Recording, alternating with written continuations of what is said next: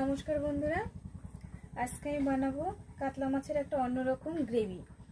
তার জন্য লাগবে আমার দুটো দারুচিনি, শুকনো লঙ্কা, নুন, চিনি, লঙ্কার গুঁড়ো, জিরে গুঁড়ো, পেঁয়াজ, আদা বাটা, আর এখানে চারমগজ আর কাজু দিয়ে বাটা একসঙ্গে, আর টমেটো, আর মাছ তো অবশ্যই লাগবে।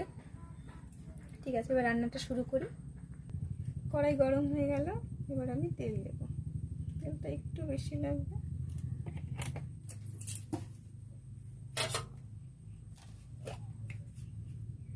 ঘি লাগবে, ঘির কথা আমি প্রথমে বলতে ভুলে গেছি, যে 1 চামচের মতো আমি ঘি দিলাম।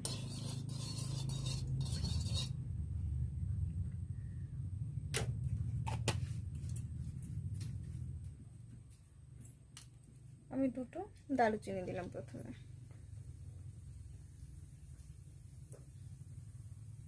শুকনো লঙ্কা,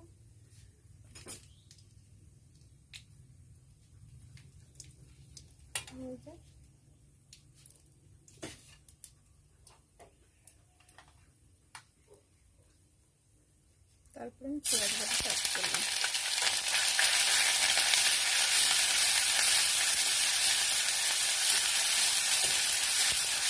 পেঁয়াজ ভাজাটা একটু ভাজা ভাজা হয়ে গেলে তারপর আমি অ্যাড করবো আদা বাটাটা।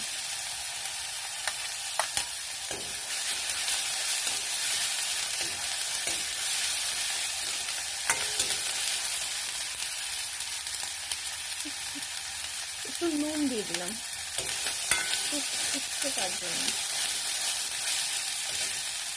এবার দিয়ে দিলাম কাজু আর চারমগজ বাটাটা।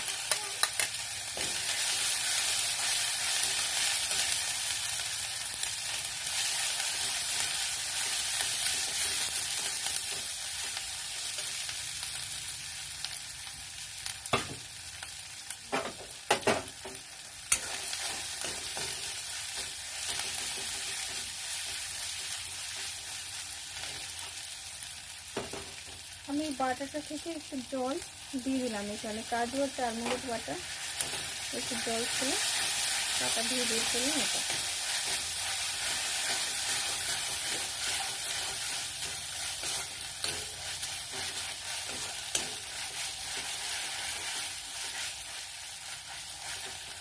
তেল উঠে এসছে, এবার আমি টমেটোটা দিয়ে দিলাম।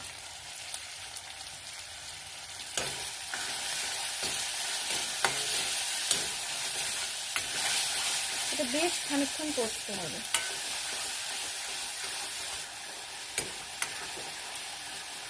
কষানো হয়ে গেলে এবার আমি আস্তে আস্তে নুন দিলাম, একটু চিনি দিলাম, কারণ এটা একটু মিষ্টি মিষ্টি হবে, লঙ্কার গুঁড়ো আর জিরে গুঁড়ো। এবার এগুলো দিয়ে একটু বেশ খানিকক্ষণ কষতে হবে। কষানো হয়ে গেছে, তেল ছেড়ে দিয়েছে, এবার আমি জল দিলাম। এই জলটা ওই যে বাটি ধোয়ার জলগুলো, অল্প জল দেবো। এই গ্রেভিটা এবার ফুটতে থাকে।